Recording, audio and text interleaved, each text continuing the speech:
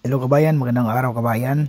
Mercedes-Benz tayo kabayan. Bago ang lahat kabayan, huwag kalimutang mag-subscribe at i-click ang notification bell for more car repair tips and tutorial kabayan. So 2016 model Mercedes-Benz C300 kabayan. So bangga yung fender natin, bumper bago yung fender, blending yung pintuan kabayan.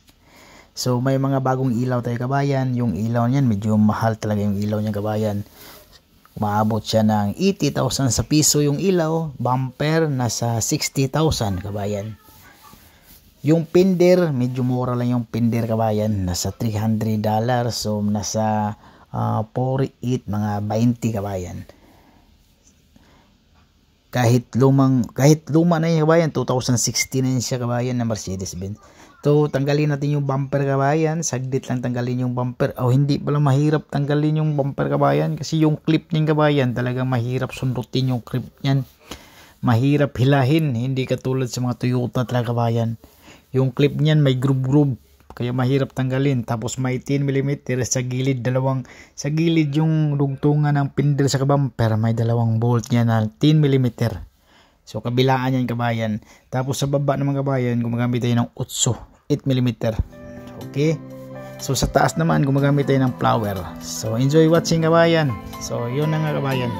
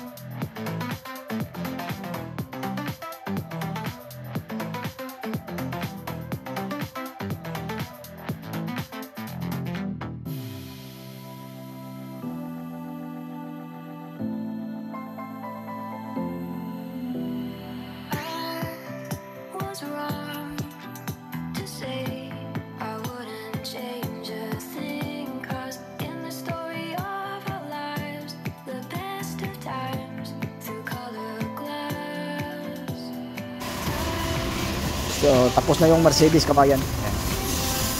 Nalagay na lahat. Bumper.